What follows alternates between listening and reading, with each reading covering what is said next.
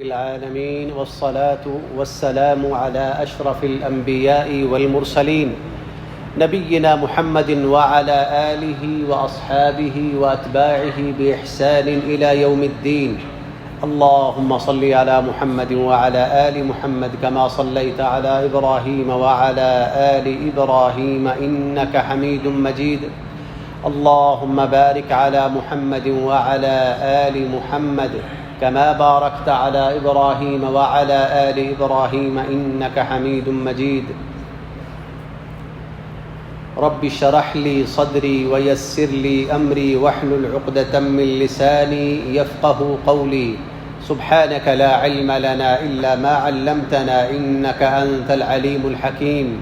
اللهم انفعنا بما علمتنا وعلمنا ما ينفعنا وزدنا علما. أعوذ بالله من الشيطان الرجيم. وإذا سألك عبادي عني فإني قريب أجيب دعوة الداع إذا دعان فليستجيبوا لي وليؤمنوا بي لعلهم يرشدون.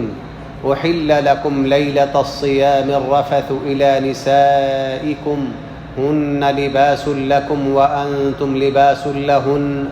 علم الله أنكم كنتم تختانون أنفسكم فتاب عليكم وعفى عنكم فالآن باشروهن وابتغوا ما كتب الله لكم وكلوا واشربوا حتى يتبين لكم الخيط الأبيض من الخيط الأسود من الفجر ثم أتموا الصيام إلى الليل ولا تباشروهن وأنتم عاكفون في المساجد تلك حدود الله فلا تقربوها كذلك يبين الله آياته للناس لعلهم يتقون.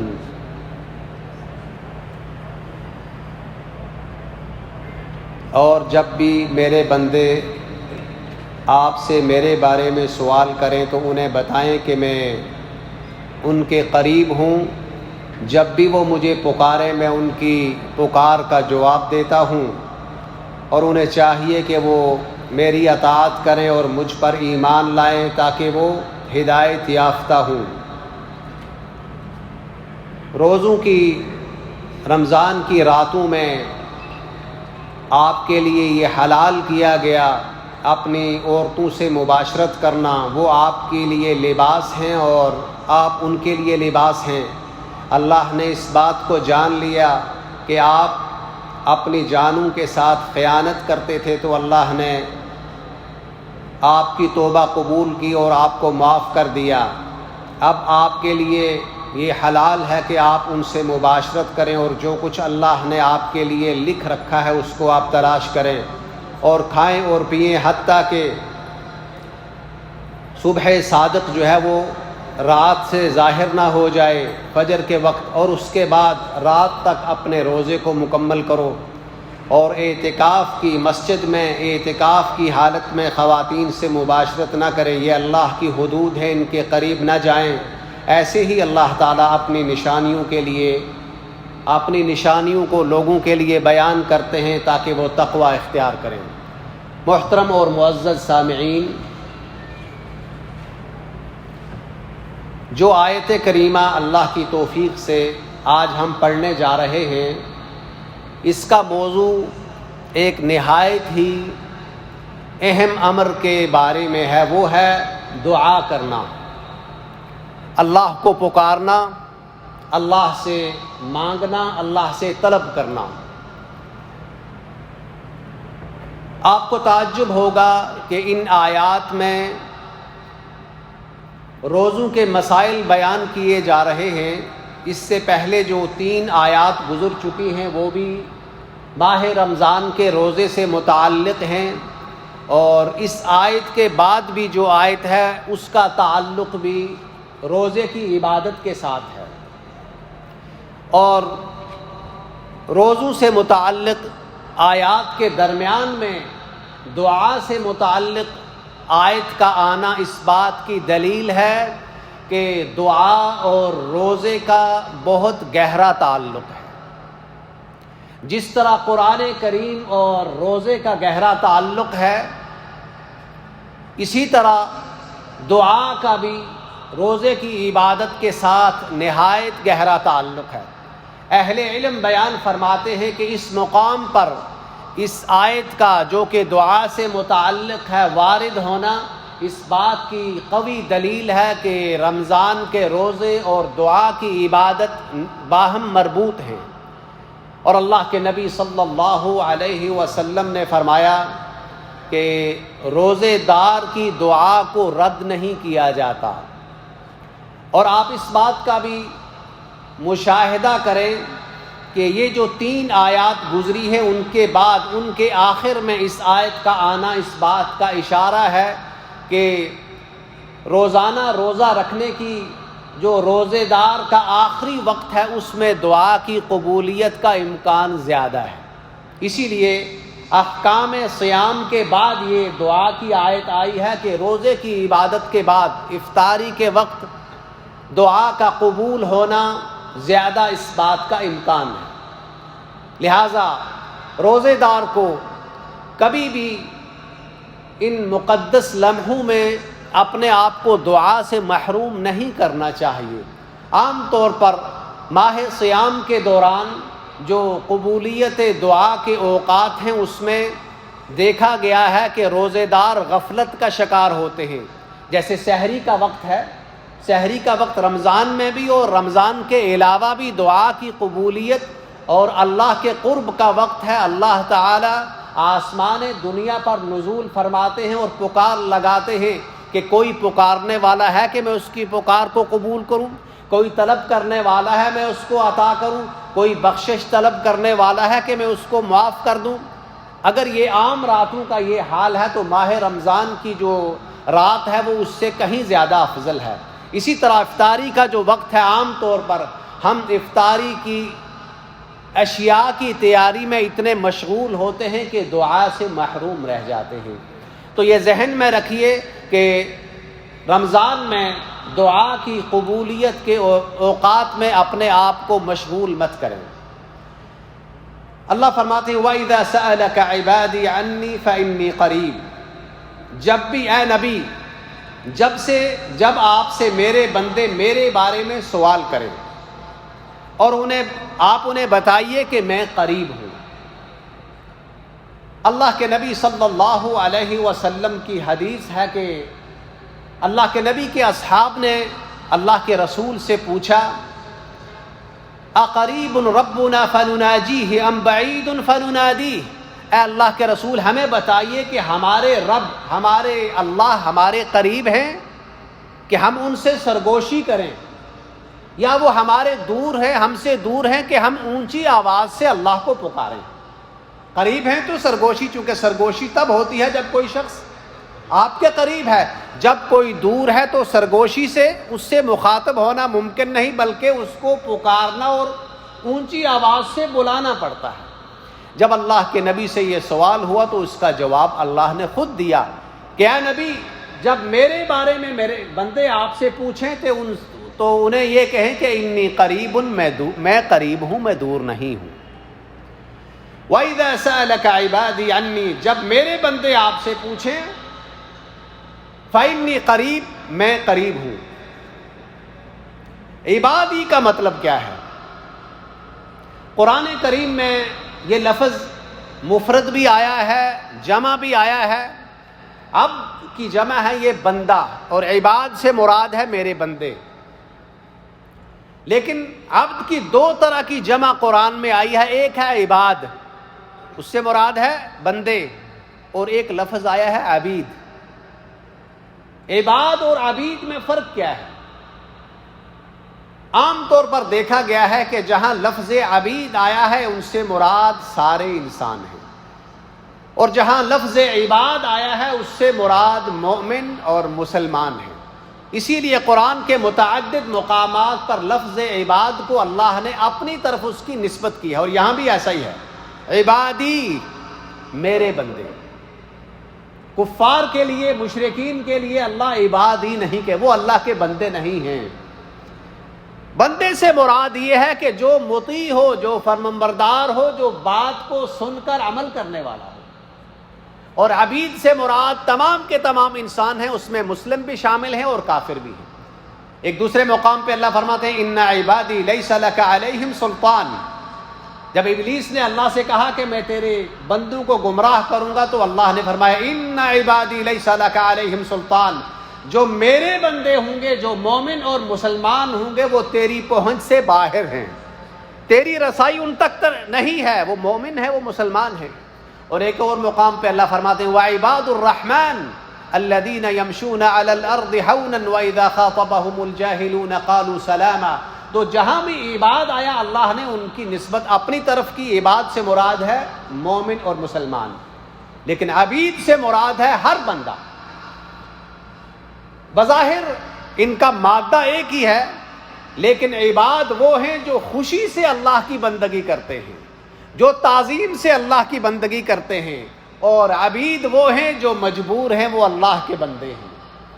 اللہ کی مثال نہیں دی جا سکتی، لیکن بات کو سمجھانے کے لیے اگر کسی شخص کے ایک سے زیادہ غلام ہیں، اب وہ غلام ہیں اپنے آقا کی ملکیت میں ہیں، لیکن ایک غلام ایسا ہے جو اپنے آقا کی تعظیم کرتا ہے، اس سے محبت کرتا ہے، اس کی بات کو مانتا ہے، اس کی فرمانبرداری کرتا ہے، اور ایک دوسرا بھی غلام ہے، وہ بھی اسی کے پاس ہے۔ کیا وہ کہیں بھاگ کے جا سکتا ہے؟ کہیں نہیں جا سکتا، وہ اس کی ملکیت میں ہے۔ بظاہر دونوں غلام ہیں، لیکن دونوں میں فرق ہے۔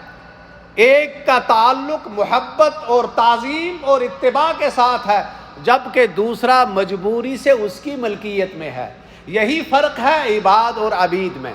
ایک مومن، اس کا تعلق اللہ کے ساتھ تعظیم پر مبنی ہے، محبت پر مبنی ہے اور اطاعت پر مبنی ہے، جبکہ جو عام اللہ کے بندے ہیں ان کا تعلق ایسا نہیں ہے، لیکن وہ بھی اللہ کے سامنے مجبور ہیں، وہ اللہ کی بادشاہت سے نکل کر کہیں جا نہیں سکتے، انہیں اللہ کی جانب ہی لوٹنا ہے۔ یہ ہے عباد اور عبید میں فرق ہے۔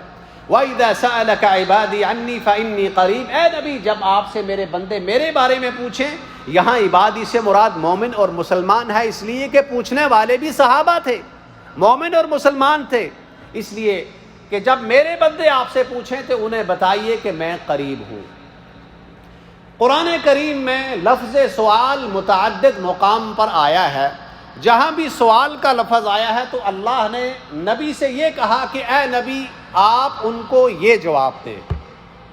جس طرح یسألونک عن الاہلہ، آپ سے وہ چاند کے بارے میں پوچھتے ہیں، اللہ فرماتے ہیں یسألونک عن الاہلہ قل ہی مواقیت للناس، اے نبی آپ کہہ دیجئے کہ چاند کا تعلق لوگوں کے ٹائم ٹیبل اور کیلنڈر کے ساتھ۔ یسألونک عن الشہر الحرام قل قتال فیہ کبیر، یسألونک عن المحیض قل هو اذن۔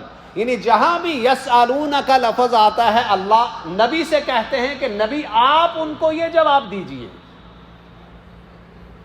اور قرآن کریم میں متعدد مقامات پر آئے یسألونک عن الجبال فقل ينسفها ربی نسفا۔ جہاں بھی سوال آیا آگے اللہ نے فرمایا اے نبی آپ ان کو یہ جواب دیں، فقل، سوائے اس مقام کے۔ اس مقام پر یسألونک وَإِذَا سَأَلَكَ عِبَادِي عَنِّي، اے نبی آپ کے جب آپ سے میرے بندے سوال کریں تو اللہ نے یہ نہیں کہا فقل، اے نبی آپ کہہ دیجئے کہ میں قریب ہوں، بلکہ اللہ نے خود جواب دے دیا وَإِذَا سَأَلَكَ عِبَادِي عَنِّي فَإِنِّي قَرِيبٌ۔ یہ نہیں کہا کہ اے نبی آپ ان کو کہہ دیجئے کہ میں قریب ہوں، بلکہ خود جواب دیا۔ اس میں ایک حکمت، ایک مصلحت ہے۔ اللہ نے اس امر کا جواب خود دیا تاکہ ہمیں اللہ یہ بتائے کہ اللہ سے مانگنے میں اور دعا کرنے میں کوئی واسطہ جائز نہیں ہے، درمیان میں کوئی واسطہ نہیں، کوئی چینل درمیان میں نہیں۔ فَإِنِّي قَرِيبٌ، رب نے خود ہمیں جواب، حتیٰ کہ اللہ نے اپنے نبی کو بھی درمیان میں نہیں لایا۔ یہ نہیں کہا کہ فَقُلْ، اے نبی آپ جواب دیجئے، رب نے خود جواب دیا۔ معلوم یہ ہوا کہ رب کی پکار میں کوئی واسطہ جائز نہیں ہے، نبی کا واسطہ بھی جائز نہیں ہے۔ اور اگر صرف اسی موضوع پر ہی ہم بات کریں تو درس کا وقت ختم ہو جائے گا۔ ہم تھوڑا سا اس پر فوکس کریں گے یہ کوئی معمولی معاملہ نہیں ہے، اور دعا اتنا اہم معاملہ ہے۔ اللہ کے رسول صلی اللہ علیہ وسلم نے فرمایا الدعاء مخ العبادہ، اور دوسری حدیث میں اللہ کے نبی فرماتے الدعاء هو العبادہ، دعا ہی اصل میں عبادت ہے۔ دیکھیے آپ جانتے ہیں کہ انسان کے دنیا میں آنے کا مقصد عبادت ہے، اور سب سے بہترین اور سب سے بڑی اور سب سے اللہ کے ہاں پسندیدہ عبادت دعا ہے۔ اس کو عبادت کا مغز کہا گیا ہے، اور اس دعا کے اندر کوئی واسطہ، کسی نوعیت کا واسطہ جائز نہیں۔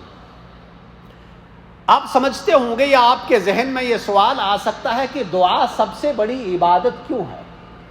اس لیے کہ جو شخص دعا کے لیے ہاتھ اٹھاتا ہے، رب کو پکارتا ہے، اس وقت تک اس کے ہاتھ دعا کے لیے نہیں اٹھتے جب تک وہ رب کے وجود پر یقین نہ رکھتا ہو، جب تک وہ اس بات پر یقین نہ رکھتا ہو کہ رب میری پکار کو سن رہے ہیں، اس وقت تک وہ دعا نہیں کرتا جب تک وہ یہ اعتقاد نہیں رکھتا کہ رب میری دعا کو قبول کرنے پر قادر ہیں، میں جو کچھ رب سے طلب کر رہا ہوں مجھے عطا کرنے پہ قادر ہیں۔ جب تک یہ تمام اعتقادات دعا کے پیچھے کار فرما نہ ہوں، اس وقت تک دعا کے لیے ہاتھ نہیں اٹھتے۔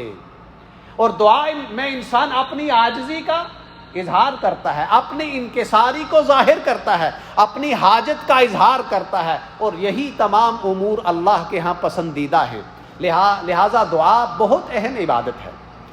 جیسے کہ ہم نے یہ کہا کہ دعا کے درمیان اللہ واسطہ کبھی پسند نہیں کرتا، براہ راست اللہ کو پکاریے، جس طرح اللہ نے اس آیت میں ہمیں تعلیم دی ہے فَإِنِّي قَرِيبٌ، میں تو بندے کے قریب ہوں۔ کیا مطلب ہے؟ مجھے براہ راست بلا سکتا ہے۔ مثال دینے کے لیے، بات کو سمجھانے کے لیے، اگر کسی شخص سے آپ مخاطب ہونا چاہیں، اگر وہ دور ہوگا تو آپ اسے بلانے کے لیے کسی واسطے کو استعمال کریں گے کہ جائیے فلاں کو بلا کر لائیے، لیکن وہ اگر آپ کے سامنے ہے، آپ کے قریب ہے، تو آپ بلا واسطہ اس سے بات کرتے ہیں۔ رب نے کہا میں قریب ہوں، بلا واسطہ مجھ سے مانگیے۔ اجیب دعوت الداعی اذا دعان، جب بھی کوئی شخص مجھے پکارتا ہے میں ضرور جواب دیتا ہوں۔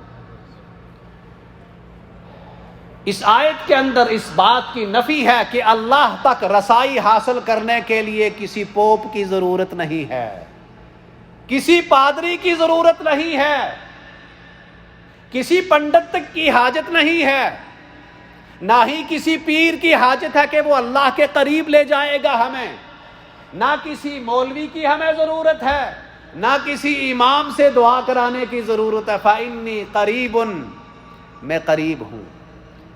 یہ ایک بہت بڑا یونیورسل جھوٹ ہے کہ اللہ کے قریب ہونے کے لیے ہمیں کسی اور کی قربت حاصل کرنی پڑے گی، اور جتنے بھی باطل ادیان ہیں وہ اسی بنیاد پر قائم ہیں۔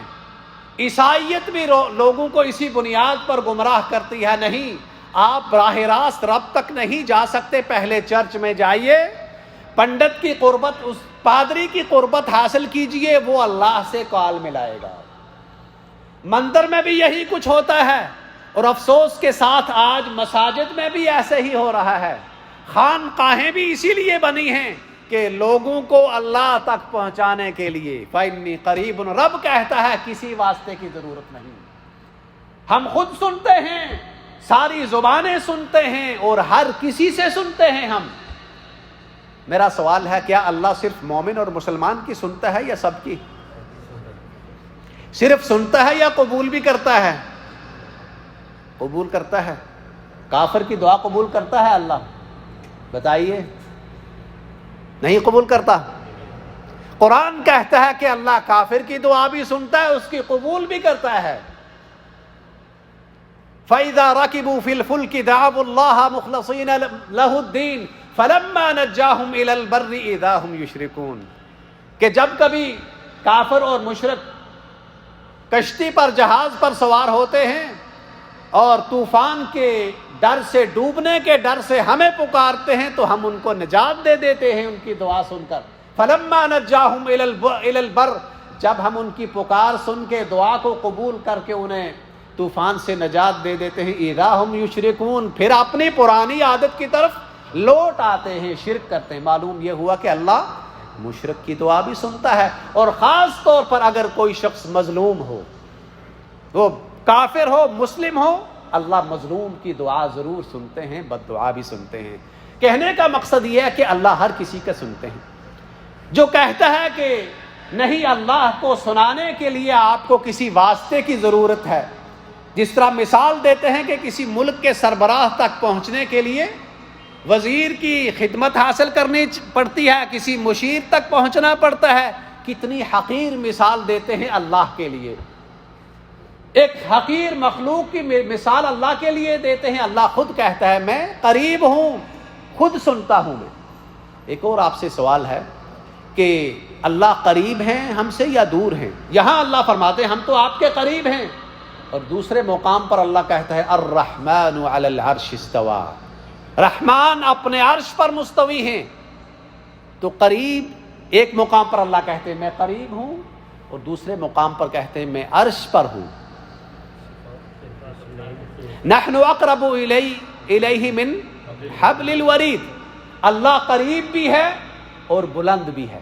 یہ کیسے ممکن ہے؟ ایک بات ذہن میں رکھیے، اللہ کے اسماء و صفات کے حوالے سے ہم نے اس کو کسی مخلوق پر قیاس نہیں کرنا۔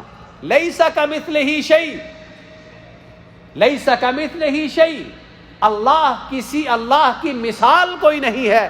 اب ایک کوئی مخلوق کسی ایک مقام پر ہوگا، دوسرے پر ہونا ممکن نہیں ہے، کوئی بھی ہو، انسان ہو، جن ہو، جانور ہو، لیکن اللہ قریب بھی ہیں اور بلند بھی ہیں ایک ہی وقت میں، اپنی مخلوق کے قریب بھی ہیں صفات کے اعتبار سے، اور مقام اور مرتبہ کے اعتبار سے، ذات کے اعتبار سے وہ بلند بھی ہیں۔ اس اعتبار سے ہم قریب اور علو جو ہے اللہ کی بلندی، اس کو سمجھ سکتے ہیں، کیونکہ اللہ کسی عام مخلوق کی مانند نہیں ہے۔ وَإِذَا سَأَلَكَ عِبَادِي عَنِّي فَإِنِّي قَرِيبٌ، میں قریب، أُجِيبُ دَعْوَةَ الدَّاعِ إِذَا دَعَانِ، جب بھی کوئی پکارنے والا مجھے پکارتا ہے تو میں اس کی پکار کا جواب دیتا ہوں۔ یہ جو لفظ ہے جواب دیتا ہوں، لفظ جواب میں یہ بات پوشیدہ ہے کہ اللہ سنتا بھی ہے، جواب وہی دیتا ہے جو سنتا ہے۔ تو اس لفظ میں یہ پوشیدہ ہے اجیب دعوت الداع، میں پکارنے والے کی پکار کو سنتا ہوں اور جواب دیتا ہوں۔ یہاں تو سننے کا ذکر نہیں ہے، یہاں جواب کا ذکر ہے، تو جواب وہی دیتا ہے جو سنتا ہے۔ اجیب دعوت الداع اذا دعان، یہاں اللہ کی سماعت کی، سمیع ہونے کی صفت جو ہے وہ بیان ہوتی ہے کہ اللہ سنتے ہیں۔ کس کی سنتے ہیں؟ سب کی سنتے ہیں۔ اللہ تو جانور کی بھی سنتے ہیں، اللہ نے تو اس جانور، اس چمٹی کی بھی سن لی تھی جو سلیمان علیہ السلام اور ان کے لشکر کے راستے سے گزر رہی تھی۔ کتنا غلط عقیدہ ہے کہ نہیں ہم تو گناہگار ہیں، ہماری نہیں۔ کون کہتا ہے ہم گناہگار ہیں، ہماری نہیں سنتا؟ کیا انسان اللہ کو اپنی مخلوق یا اپنے پر قیاس کرتا ہے؟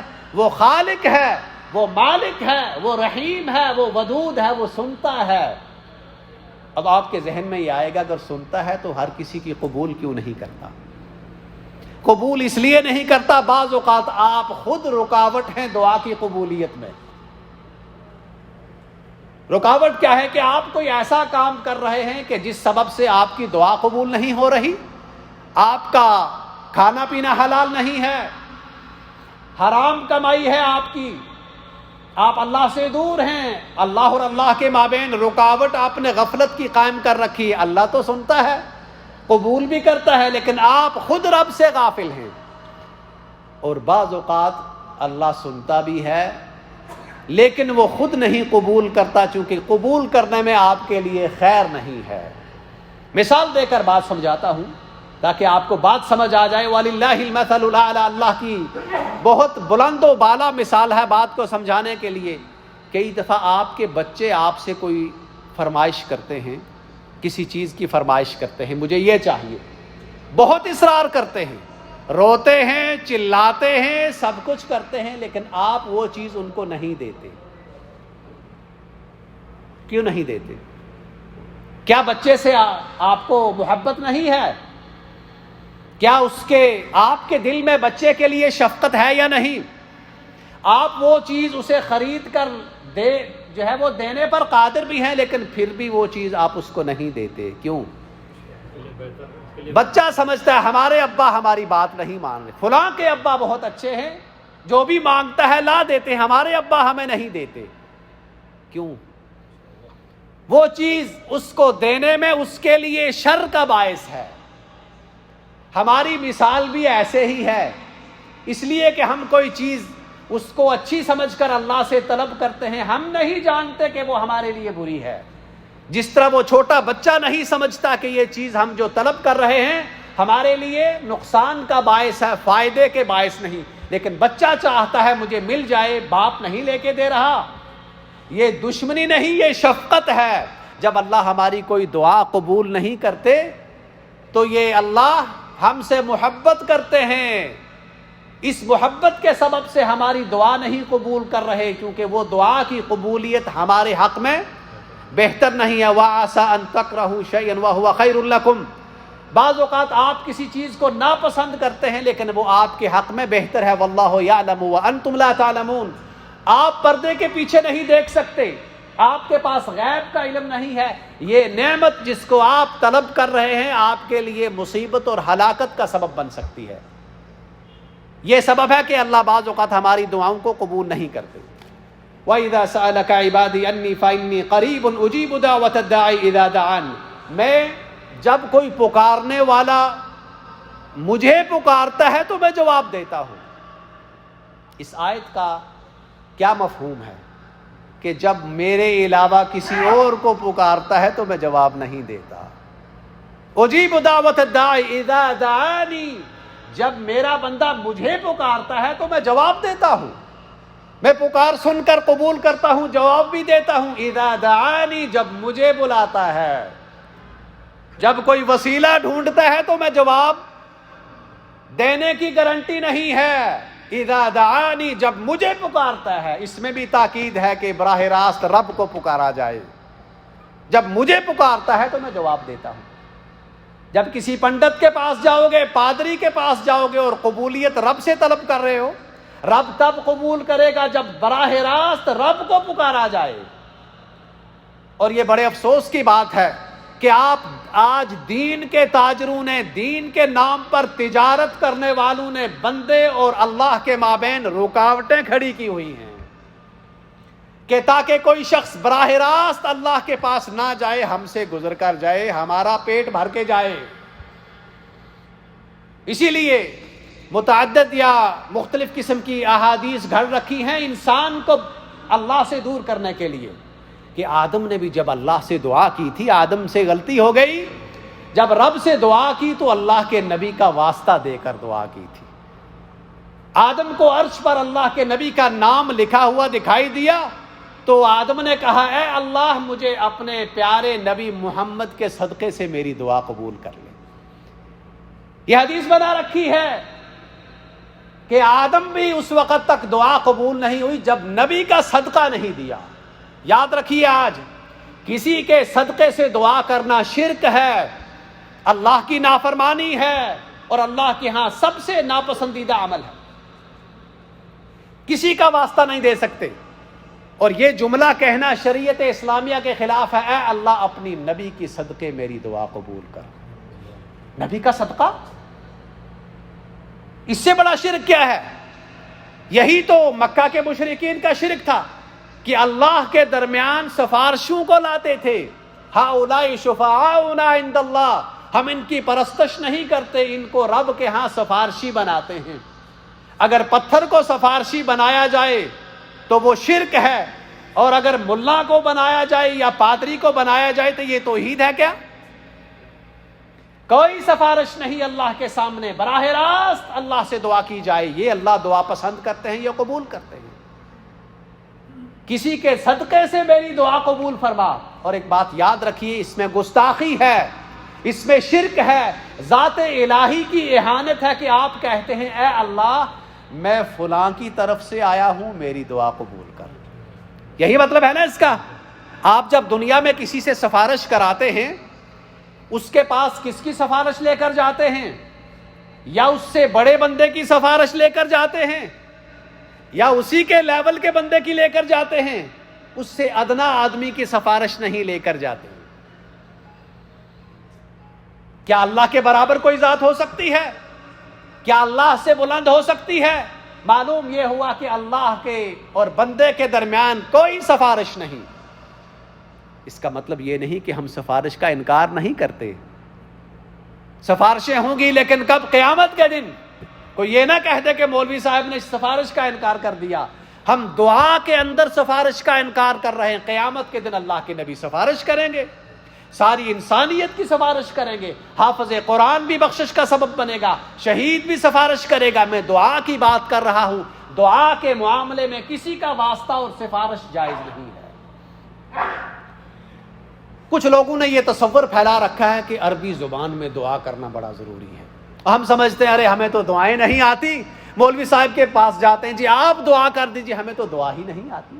کون کہتا ہے عربی زبان میں دعا ہونا ضروری ہے؟ ایک نقطہ اور قاعدہ یاد رکھیے، دعا اور ذکر میں فرق ہے، اذکار اور ادعیہ میں فرق ہے۔ اذکار کے اندر اور دعاؤں کے اندر فرق ہے۔ آپ جو اللہ کے نبی نے ہمیں اذکار بتائے ہیں ان کو عربی زبان میں ہی پڑھنا ضروری ہے۔ اب یہ نہیں کہ نماز جو ہے ہندی میں پڑھنا شروع کر دیں، ہمیں عربی میں نہیں آتی، یا جو دعائیں ہیں نہیں، جو ذکر اللہ کے نبی صبح و شام کے ذکر ہیں عربی میں ہی آپ کو یاد کر کے کرنے ہیں۔ نماز کے بعد کے اذکار ہیں آپ عربی میں پڑھیں گے، لیکن دعا آپ کسی زبان میں بھی کر سکتے ہیں۔ یہ یاد رکھیے نقطہ، کسی بھی زبان میں دعا کر سکتے ہیں۔ کیا اللہ ساری زبانوں کو نہیں سمجھتے؟ وہ آپ کے خالق ہیں، آپ کی زبانوں کے بھی خالق ہیں۔ تو یہ یاد رکھیے، اذکار الگ بات ہیں، دعائیں اور ہیں، آپ کسی بھی زبان میں دعا کر سکتے ہیں، کوئی تکلف کرنے کی ضرورت نہیں۔ اگر کسی کو دعا نہیں آتی، کوئی تکلف کی ضرورت نہیں، اپنی زبان میں رب سے دعا کیجیے۔ آپ نے دیکھا ہوگا عمرے کے دوران یہ منظر کے لوگ کتابیں پکڑ کے دعائیں مانگ رہے ہیں، یا حج کے دوران مینا عرفات میں کتابیں ہاتھ میں اٹھا رکھی ہیں، اور وہ سمجھتے ہیں کہ اگر عربی میں ہم نے دعا نہ کی تو دعا نہیں قبول ہوگی۔ ہاں، اگر آپ کو قرآن اور سنت کی دعائیں یاد ہیں تو وہ زیادہ بہتر ہیں، کیونکہ وہ زیادہ جامع الفاظ ہیں، قرآنی دعائیں اور اللہ کے نبی کی دعائیں۔ لیکن اگر آپ کو یاد نہیں تو آپ رب سے دعا کرنا چھوڑ دیں گے؟ نہیں، اپنی زبان میں دعا کیجئے۔ ہاں، دعا کے آداب کو ملحوظ خاطر رکھیے، اللہ کی تعریف اور توصیف بیان کیجئے، اللہ کے رسول پر درود بھیجئے۔ اب درود تو ہر مومن اور مسلمان کو آتا ہے، ہر نمازی کو درود آتا ہے۔ اللہ کی تعریف سے آغاز کیجئے، پھر اللہ کے نبی پر درود پڑھیے، اس کے بعد اپنی زبان میں دعا کیجئے۔ آپ جتنا بے تکلف ہو کر رب سے مانگیں گے، اسی قدر رب کے قریب ہوں گے۔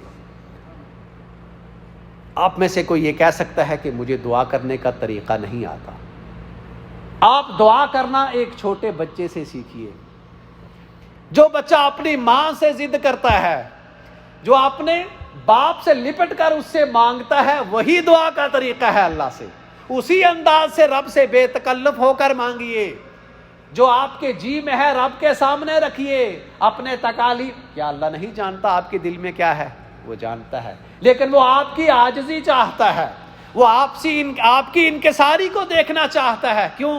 تاکہ آپ کے گناہوں کو معاف کرے اور اپنا قرب آپ کو عطا کرے۔ ایک بچے سے مانگنا سیکھیے، بے تکلفی کے ساتھ، رو کر گڑ گڑا کر رب سے مانگیے۔ کوئی عربی کی ضرورت نہیں۔ جن کو دعائیں نہیں یاد، آج سے اپنی زبان میں دعا مانگیے۔ کتنے میرے بھائی ایسے ہیں جو یہی سمجھ کر ساری عمر اپنے رب کے سامنے ہاتھ نہیں پھیلا سکے کہ ہمیں دعائیں یاد نہیں ہیں۔ اللہ تمہاری پکار سنتا ہے، تمہاری زبان میں سنتا ہے۔ رب کو اپنی حاجتیں اپنی زبان میں بیان کیجیے اگر دعائیں نہیں آتی۔ اسی لیے درس ہو، خطبہ ہو، بیان ہو، پرچیاں لکھ کر لوگ بھیجتے ہیں، مولوی صاحب میرے لیے دعا کیجیے، میرے ابا کی وفات ہوگی دعا کیجیے، میرے فلاں صاحب بیمار ہیں آپ دعا کیجیے۔ نماز کے بعد مولوی صاحب سے دعا کر آتے ہیں، ہم یہ سمجھتے ہیں کہ مولوی نے دعائیں یاد کی ہیں، ہمیں دعائیں نہیں آتی۔ سارے ذخیرہ احادیث میں کہیں نہیں لکھا کہ مولوی کی دعا قبول ہوتی ہے، کہیں نہیں۔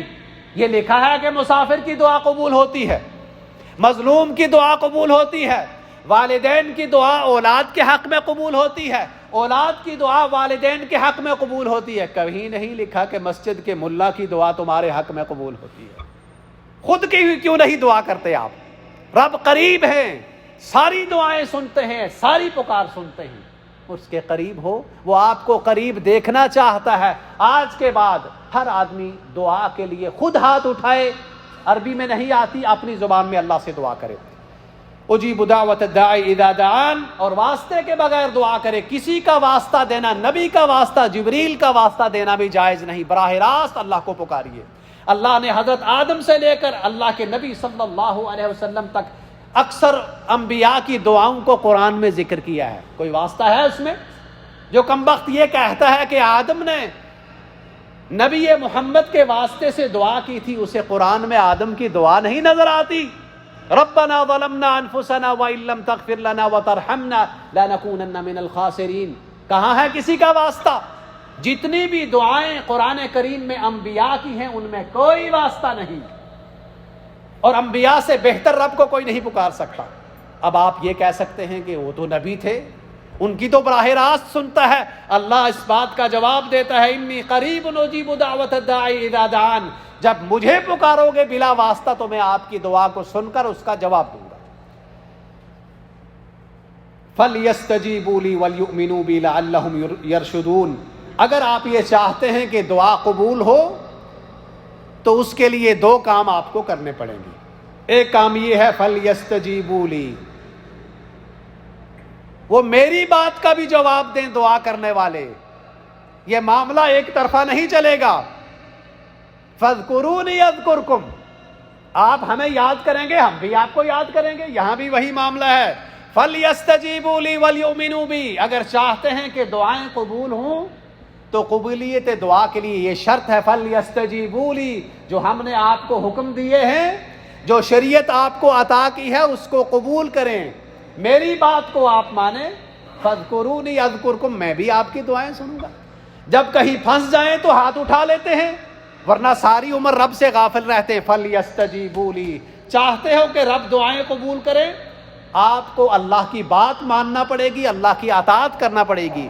وَلْيُؤْمِنُوا بِي، اور مجھ پر ایمان اور یقین بھی رکھو، رب کی بات بھی مانو اور رب پر یقین۔ یقین سے مراد کیا ہے؟ ایمان سے سب سے پہلے اس سے مراد یہ ہے کہ اللہ پر ہمارا صحیح ایمان ہو، عقیدے کی اصلاح، اور یہ بھی ایمان میں شامل ہے اللہ پر ایمان رکھیں کہ اللہ میری دعا کو ضرور قبول کریں گے، اور اگر قبول نہیں کریں گے تو اس دعا میں میرے لیے خیر نہیں ہے۔ یہ ایمان رکھیں کہ جو میری دعا قبول نہیں ہو رہی وہ میرے لیے بہتر نہیں ہے، تبھی قبول نہیں ہو رہی۔ جس طرح آپ اپنے بچے کے فرمائش کو پورا نہیں کر رہے کیونکہ وہ فرمائش اس بچے کے حق میں بہتر نہیں ہے۔ فَلْيَسْتَجِيبُوا لِي وَلْيُؤْمِنُوا بِي، میری بات کو مانیں، میری اطاعت کریں، میری بندگی کریں اور مجھ پر پختہ یقین رکھیں۔ لَعَلَّهُمْ يَرْشُدُونَ، تاکہ وہ رشد و ہدایت کو حاصل کر لیں۔ ہدایت اور رشد کو حاصل کرنے کا سب سے بڑا ذریعہ اللہ کے سامنے ہاتھ پھیلانا ہے۔ اگر کوئی شخص یہ چاہتا ہے کہ اس کو ہدایت نصیب ہو جائے، اس کو رشد حاصل ہو جائے، اس کا ایک ہی راستہ ہے کہ کثرت کے ساتھ اللہ کے سامنے ہاتھ اٹھائے جائیں، دعا کی جائے، گڑ گڑایا جائے۔ اور آج ہم نے یہ بھی آپ کے لیے آسانی کر دی ہے، عربی میں دعا مانگنا ضروری نہیں، آج کے بعد کوئی کسی کو پرچی دینے کی ضرورت نہیں۔ ہاں، میں اس سے منع نہیں کرتا، دوسروں سے دعا آپ کروا سکتے ہیں، بات کو صحیح سمجھیے۔ کسی کے لیے دعا کرنا زیادہ قبولیت کا باعث ہے، اور کسی سے دعا آپ کرا سکتے ہیں، لیکن اس کا مطلب یہ نہیں کہ خود دعا کرنا چھوڑ دیں، صرف دوسروں سے کروائیں۔ ہم جس بات سے روک رہے ہیں کہ خود بھی دعا کریں، دوسرے سے بھی کروا سکتے ہیں، خاص طور پر جس شخص کو آپ سمجھتے ہیں کہ جو اللہ کے قریب ہے، جو پارسا ہے آپ کی نظر میں، اس سے دعا کا آپ کہہ سکتے ہیں، خاص طور پر اپنے والدین سے۔ تمہارے گھر میں جو دعا کرنے والے دو شخص ہیں، ہم ان کو چھوڑ کر ملا کے پاس جاتے ہیں، اس کی دعا کی قبولیت کا اللہ نے یقین نہیں دلایا، لیکن تیرے گھر میں جو دو افراد ہیں، آپ کے والدین ہیں، اللہ ان کی دعا قبول کرتا ہے آپ کی حق میں۔ اب آپ کہیں کہ ہمارے والدین تو وہ بھی گناہگار ہیں، اللہ نے خود کہا ہے آپ کے حق میں آپ کے والدین کی دعا قبول ہوگی اور بد دعا بھی قبول ہوگی۔ لہٰذا کسی اور سے کہنے کے بجائے آپ نے والدین سے دعا کروائیں، لیکن ان سے دعا کروانے کے لیے یہی کافی ہے کہ آپ حسن سلوک کریں۔ جب والدین سے آپ حسن سلوک کریں گے تو پھر کہنے کی ضرورت نہیں کہ میرے لیے دعا کرنا۔ ان کی زبان کے بجائے جو ان کی دل کی دعا ہے وہ زیادہ اثر رکھتی ہے، اور آپ کے کہے بغیر وہ آپ کے لیے دعا کریں گے۔ اور اگر آپ ان کے نافرمان ہیں تو جتنا چاہیں وہ بظاہر تو آپ کا دل رکھنے کے لیے ہاتھ اٹھائیں گے، لیکن وہ دعا زبان سے ہوگی، دل سے نہیں ہوگی۔ اگر چاہتے ہو کہ دعائیں قبول ہوں تو والدین کی رضامندی اور خوشنودی حاصل کرو، جن کا حق اللہ کے حق کے فوراً بعد ہے۔ وہی اگر والدین کے ہاتھ آپ کے لیے اٹھتے ہیں تو آپ پریشان نہ ہوں، کوئی خطرہ نہیں آ سکتا، آپ سیف ہیں، آپ سیکیور ہیں۔ آپ کے لیے وہ ہاتھ اٹھے ہیں کہ جن ہاتھوں کو اللہ کبھی رد نہیں کرتے اپنی اولاد کے حق میں۔ اسی پر اکتفا کرتے ہیں۔ اللہ سے دعا ہے کہ اللہ تعالی ہمیں اپنے سامنے ہاتھ پھیلانے کی توفیق عطا فرمائے۔ ختم کرنے سے پہلے ایک بات کہہ دوں، حضرت عمر فرمایا کرتے تھے مجھے دعا کی قبولیت کا کوئی ڈر نہیں ہے، مجھے دعا کی قبولیت کی کوئی فکر نہیں ہے کہ میری دعا قبول ہوگی یا نہیں، مجھے اس بات کی فکر ہے کہ مجھے اللہ ہاتھ اٹھانے کی توفیق دیتا ہے یا نہیں، مجھے دعا کی فکر ہے کہ میں دعا کرتا ہوں یا نہیں، قبولیت کی مجھے فکر نہیں ہے۔ اللہ نے خود وعدہ کیا ہے کہ میں دعا قبول کروں گا، مجھے اس بات کی فکر ہے کہ کہیں مجھ سے ہاتھ پھیلانے کی توفیق نہ چھن جائے۔ تو اللہ سے ہم دعا کرتے ہیں، اے اللہ اپنے فضل و کرم سے ہمیں بکثرت اپنے سامنے ہاتھ پھیلانے کی توفیق عطا فرما، اپنی ذات سے مانگنے کی توفیق عطا فرما، گڑ گڑانے کی توفیق عطا فرما، اور ہماری تمام جائز دعاؤں کو اپنی بارگاہ میں قبول فرما۔ وصلی اللہ علی نبینا محمد وعلی آلہ واصحابہ اجمعین۔